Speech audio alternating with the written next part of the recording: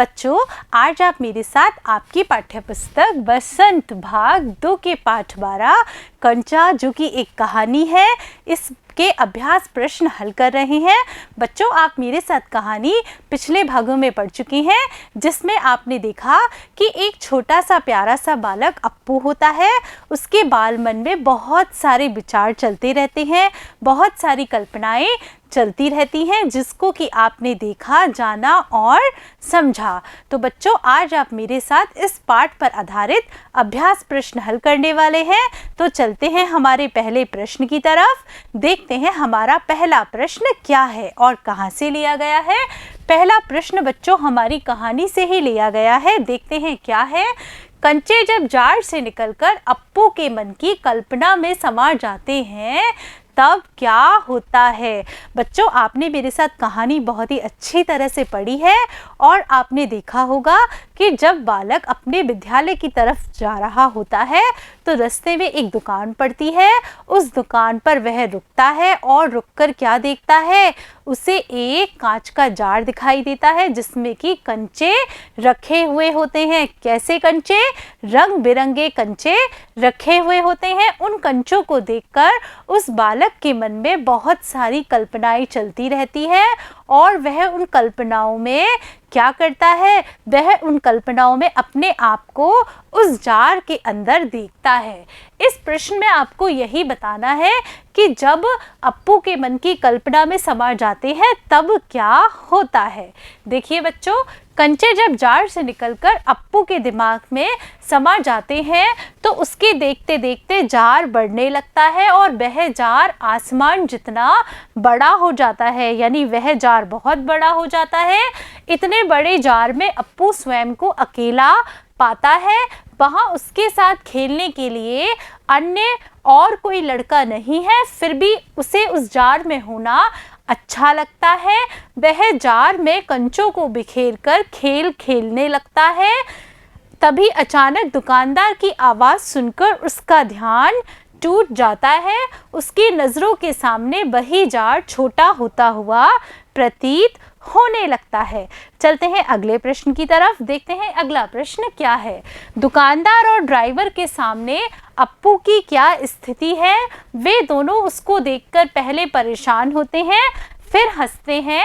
कारण बताइए। बच्चों, आप लोगों ने कहानी बहुत ही ध्यान से पढ़ी है। आप लोगों ने देखा कि जब बच्चा दुकानदार के पास जाता है तो दुकानदार पहले तो उसको देखकर परेशान होता है, फिर हंसने लगता है। ऐसे ही ड्राइवर के साथ होता है। ड्राइवर जब पहले अप्पू को देखता है तो बहुत परेशान होता है, बहुत गुस्सा आता है, लेकिन बाद में वह हंसने लगता है। तो आपको यहाँ इस प्रश्न में इसका कारण बताना है कि वे दोनों पहले क्यों परेशान होते हैं और फिर क्यों हंसने लगते हैं। दुकानदार व ड्राइवर के सामने अप्पू एक छोटा बच्चा है जो अपनी ही धुन में मस्त है, यानी कि अपनी ही दुनिया में मग्न है। दुकानदार उसे देखकर पहले बहुत परेशान होता है। क्यों परेशान होता है कि वह कंचे देख तो रहा है लेकिन खरीद नहीं रहा। फिर जैसे ही अप्पू ने कंचे खरीदे तो वह हंस दिया। ऐसे ही जब अप्पू के कंचे सड़क पर बिखर जाते हैं तो तेज गति से आती कार का ड्राइवर यह देखकर परेशान हो जाता है कि वह दुर्घटना की परवाह किए बिना सड़क पर कंचे बीन रहा है। यानी दुकानदार को ऐसा लगता है कि वह कंचे देख तो रहा है, खरीद नहीं रहा, लेकिन जब वह खरीद लेता है तो दुकानदार खुश हो जाता है। ऐसा ही ड्राइवर के साथ होता है। ड्राइवर को ऐसा लगता है कि यह बीच सड़क पर कंचे बीन रहा है, कहीं दुर्घटना तो नहीं हो जाए इसके साथ, दुर्घटना वगैरह नहीं हो जाए इसके साथ। वह दुर्घटना की परवाह किए बिना सड़क पर कंचे बीन रहा है, लेकिन जैसे ही अप्पू ड्राइवर को इशारा करके अपना कंचा दिखाता है तो वह उसके बचपन की शरारत समझकर हंसने लगता है। इस तरह ड्राइवर को अपने बचपन की शरारतें याद आ जाती हैं, यानी कि वो जो ड्राइवर है उसे भी अपना बचपन याद आ जाता है कि वह भी इस तरह से शरारतें किया करता था, इसलिए वह हंसने लगता है।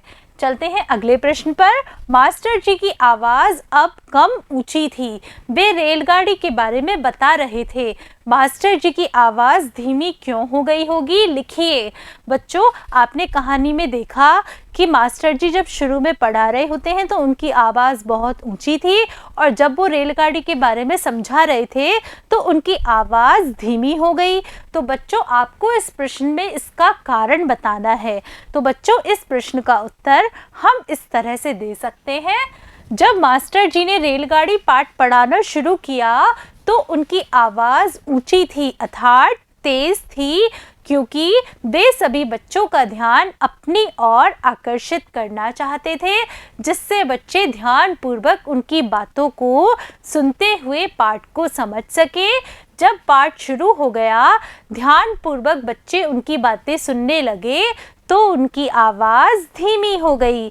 बच्चों, चलते हैं अगले प्रश्न की तरफ। देखते हैं अगला प्रश्न क्या है। कंचे, गिल्ली डंडा, गेंद तड़ी, पिट्ठू जैसे गली मोहल्लों के कई खेल ऐसे हैं जो बच्चों के मन में बहुत ही लोकप्रिय है। आपके इलाके में ऐसे कौन कौन से खेल खेले जाते हैं, उनकी एक सूची बनाइए। बच्चों, यहाँ पर जिन खेलों के नाम दिए गए हैं ये हम सबके गली मोहल्लों में खेले जाते हैं और बच्चों को तो इन्हें खेलना बहुत अधिक पसंद होता है। तो बच्चों, आपको इस प्रश्न में क्या करना है कि आपके यहाँ खेले जाने वाले एक खेल के बारे में बताना है। देखिए, हमारे इलाके में football, cricket, volleyball, badminton, kho kho आदि अधिक खेले जाते हैं। चलते हैं अगले प्रश्न पर। किसी एक खेल को खेले जाने की विधि को अपने शब्दों में लिखिए। बच्चों, इस प्रश्न में आपको क्या करना है, इस प्रश्न में जो भी खेल खेलना आपको पसंद है उस खेल को खेलने का तरीका आपको बताना है। तो बच्चों, यहाँ पर मैंने क्रिकेट खेलने की विधि के बारे में बताया है। देखिए, क्रिकेट खेलने की विधि इस प्रकार है। क्रिकेट का मैच दो टीमों के बीच होता है। दोनों टीमों में 11-11 खिलाड़ी होते हैं। एक टीम बल्लेबाजी करती है और दूसरी टीम गेंदबाजी व क्षेत्र रक्षण करती है। इस खेल में 3 निर्णायक होते हैं, 2 मैदान में होते हैं और एक दूर बैठकर कैमरे से निरीक्षण करता है। इस खेल में बल्लेबाज जीतने के लिए रन बनाते हैं। खिलाड़ी 1 रन, 2 रन, चौका व छक्का मारकर रनों की संख्या बढ़ाते हैं। दोनों टीमें बारी बारी से खेलती है। जो टीम अधिक रन बनाती है वह जीत जाती है। बच्चों, चलते हैं अगले प्रश्न की तरफ। देखते हैं क्या है। बच्चों, अगला प्रश्न हमारा अनुमान और कल्पना पर आधारित है। देखिए, जब मास्टर जी अप्पू से सवाल पूछते हैं तो वह कौन सी दुनिया में खोया हुआ था। क्या आपके साथ भी कभी ऐसा हुआ है कि आप किसी दिन क्लास में रहते हुए भी क्लास से गायब रहे हों? ऐसा क्यों हुआ और आप पर उस दिन क्या गुजरी, अपने अनुभव लिखिए। बच्चों, इस प्रश्न का उत्तर आपको अपनी कल्पना शक्ति और अनुभव के आधार पर देना है। इस प्रश्न में आपको यह बताना है कि कभी क्या कोई दिन ऐसा रहा था जिसमें कि आप कक्षा में उपस्थित होते हुए भी कक्षा में नहीं थे, यानी आपका ध्यान कक्षा में नहीं था, लेकिन मास्टर जी को जब पता चला तब क्या हुआ, उस दिन आप पर क्या गुजरी, आपका अनुभव आपको लिखना है। तो बच्चों, मैंने इस प्रश्न के उत्तर में एक बच्चे का ही अनुभव लिखा है। देखिए क्या है। जब मास्टर जी कक्षा में रेलगाड़ी का पाठ पढ़ा रहे थे तो अप्पू कंचों की दुनिया में खोया था। उसका ध्यान मास्टर जी के द्वारा पढ़ाए जाने वाले पाठ में बिल्कुल न था। बात पिछले वर्ष की है। मेरा जन्मदिन था। घर में सब रिश्तेदार आए थे। माँ ने मुझे उस दिन विद्यालय भेज दिया क्योंकि गणित का पेपर था। परीक्षा देने के बाद विज्ञान की क्लास का ध्यान ही नहीं रहा, जबकि विज्ञान की अध्यापिका पढ़ा रही थी। मेरे दिमाग में कुछ नहीं आ रहा था क्योंकि आंखों के आगे तो घर का माहौल छाया था। इतने में अध्यापिका मेरे पास आई और पूछा कि तुम्हें प्रश्न समझ में आ गया? तो मैंने हाँ में उत्तर दे दिया, लेकिन बहुत शर्म आई जब उन्होंने कहा कि तुम क्या पढ़ रहे हो, पुस्तक तो तुम्हारी उल्टी है। मुझे बहुत शर्म आई। मैंने खड़े होकर सच अध्यापिका को अपने जन्मदिन की तैयारी की बात बताई तो वे भी हंसने लगी और मुझे जन्मदिन मुबारक कहकर बिठा दिया। बच्चों, यह एक बच्चे का अनुभव है जिसने कि मुझे अपने अनुभव के बारे में बताया। मैंने आपके लिए उत्तर के रूप में लिख दिया है। आप भी अपने अनुभव इस तरह से इस प्रश्न के उत्तर में लिख सकते हैं। चलते हैं अगले प्रश्न की तरफ, देखते हैं अगला प्रश्न क्या है। आप कहानी को क्या शीर्षक देना चाहेंगे? बच्चों, हमारी कहानी का नाम कंचा है, लेकिन अगर आपको कहानी का शीर्षक रखने के लिए कहा जाए तो आप क्या देंगे? बच्चों, जब हम कहानी का शीर्षक लिखते हैं या किसी भी पाठ का शीर्षक रखना होता है तो हम उस पाठ को बहुत ही गहराई से पढ़ते हैं और गहराई से पढ़ने के बाद भी कहानी में जिसके बारे में सबसे अधिक बताया जा रहा होता है, जिस पर की कहानी आधारित होती है, हम शीर्षक के रूप में उसको चुनते हैं। तो अगर मुझे इस कहानी का शीर्षक देना हो तो मैं दूंगी कंचों का संसार या सपनों का संसार। बच्चों, आप इसे कंचों की दुनिया भी कह सकते हैं और सपनों की दुनिया भी कह सकते हैं। क्यों कह सकते हैं? क्योंकि वह बालक कंचों की दुनिया में ही खोया हुआ रहता है। चलते हैं अगले प्रश्न की तरफ, देखते हैं अगला प्रश्न क्या है। गुल्ली डंडा और क्रिकेट में कुछ समानता है और कुछ अंतर, बताइए कौन सी समानताएं हैं और क्या क्या अंतर है? बच्चों, गुल्ली डंडा और क्रिकेट खेल ऐसे हैं जिनमें कि कुछ तो समानताएं हैं और कुछ अंतर है। आपको इस प्रश्न में क्या करना है? समानताएं भी बतानी है तो अंतर भी बताना है। तो बच्चों, सबसे पहले हम इसमें समानताएं बताते हैं। गुल्ली डंडा और क्रिकेट में निम्नलिखित समानताएं और अंतर हैं। देखिए, गुल्ली डंडा और क्रिकेट में समानता, गुल्ली डंडा और क्रिकेट में दो दो टीमें रहती है। गुल्ली डंडा में भी 2 टीम होती है और क्रिकेट में भी 2 टीम होती है। गुल्ली डंडा और क्रिकेट दोनों खेल सहयोग की भावना पर आधारित होते हैं।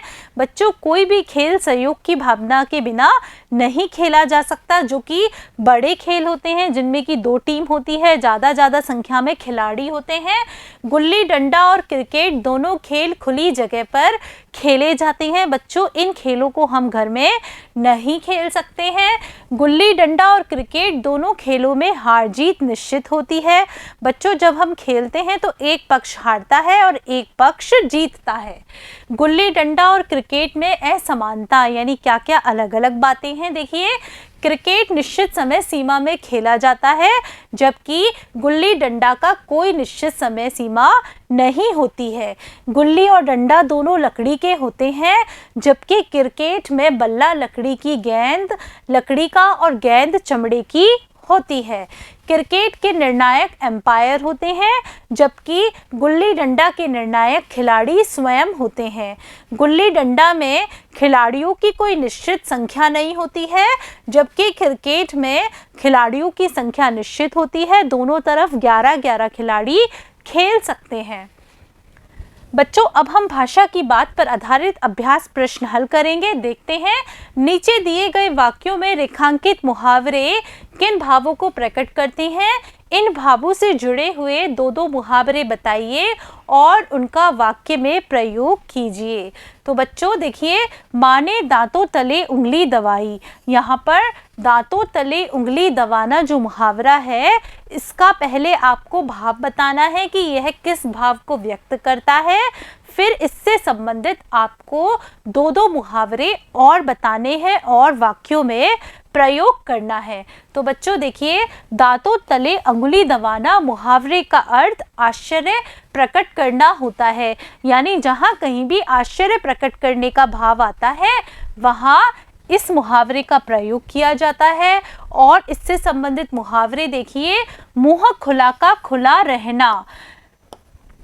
तूफान की तीव्र गति को देखकर मेरा मुंह खुला का खुला रह गया, यानी मुझे बहुत अधिक आश्चर्य हुआ।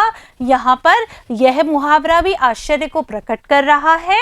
फिर देखिए हक्का बक्का होना, राम एक चोर बन गया है, यह सुनकर सभी हक्के बक्के रह गए, यानी सभी को बहुत अधिक आश्चर्य हुआ। देखिए सारी कक्षा सांस रोके हुए उसी तरफ देख रही थी। बच्चों इस पंक्ति में सांस रोकना एक मुहावरा है जिसका कि हमको पहले अर्थ बताना है, फिर अर्थ बताकर उस अर्थ से संबंधित दो मुहावरे और बताने हैं। देखिए सांस रोके हुए मुहावरे से संबंधित दो मुहावरे इस प्रकार हैं। सांस रोके हुए मुहावरे का अर्थ होता है डर जाना। फिर देखिए इससे संबंधित मुहावरा है प्राण सूख जाना, धमकी को सुनते ही मेरे प्राण सूख गए अर्थात मैं डर गई। फिर देखिए दम साधे खड़े हो जाना, जब तेरी चोरी पकड़ी गई तो मैं लोगों के सामने दम साधे खड़ा था, यानी मैं बहुत अधिक डर कर खड़ा था। चलते हैं अगले प्रश्न की तरफ। विशेषण कभी कभी एक से अधिक शब्दों के भी होते हैं। नीचे लिखे वाक्यों में रेखांकित हिस्से क्रमशः रकम और कंचे के बारे में बताते हैं, इसलिए वे विशेषण हैं। पहले कभी किसी ने इतनी बड़ी रकम से कंचे नहीं खरीदे थे, बढ़िया सफ़ेद गोल कंचे। तो देखो बच्चों यहाँ पर कंचों के बारे में क्या बताया है, सफ़ेद गोल बढ़िया सफ़ेद गोल कंचे, ये एक से अधिक विशेषण बता रहे हैं। तो ऐसे भी कुछ वाक्य होते हैं। इस तरह के कुछ विशेषण नीचे दिए गए हैं, इनका प्रयोग कर वाक्य बनाइए। यानी कि हमारे पास जो पद दिए गए हैं उनमें एक से अधिक विशेषण हैं, यानी यहाँ रात की जो विशेषता बता रहे हैं वह दो शब्द बता रहे हैं, दो विशेषण बता रहे हैं। आपको इनका प्रयोग करके वाक्य बनाने हैं। तो बच्चों हम इनसे इस तरह से वाक्य बनाएंगे। देखिए चौकीदार ठंडी अंधेरी रात में जोर जोर से गलियों में आवाज़ दे रहा था। फिर देखिए हमारा है ताज़ा स्वादिष्ट भोजन। ताज़ा स्वादिष्ट भोजन से हमने वाक्य बनाया है, हमें स्वस्थ रहने के लिए हमेशा ताज़ा स्वादिष्ट भोजन ही करना चाहिए। फिर देखिए अगला है हमारा खट्टी मीठी गोलियों। खट्टी मीठी गोलियों से हम वाक्य बनाएंगे। वैद्य जी चौराहे पर खट्टी मीठी गोलियों की दवा बेच रहे थे। फिर देखिए अगला है हमारा स्वच्छ रंगीन कपड़े। इनसे हम क्या वाक्य बनाएंगे, हमें सुंदर लगने के लिए स्वच्छ रंगीन कपड़े पहनने चाहिए। यहाँ पर कपड़ों की विशेषता ये दो शब्द दो विशेषण बता रहे हैं। तो बच्चों आज आपने मेरे साथ आपकी पाठ्यपुस्तक बसंत भाग 2 के पाठ कंचा के अभ्यास प्रश्न हल किए। बच्चों मुझे पूरा विश्वास है कि आपको इस पाठ के अभ्यास प्रश्न बहुत ही अच्छे तरीके से समझ में आ गए होंगे। धन्यवाद बच्चों।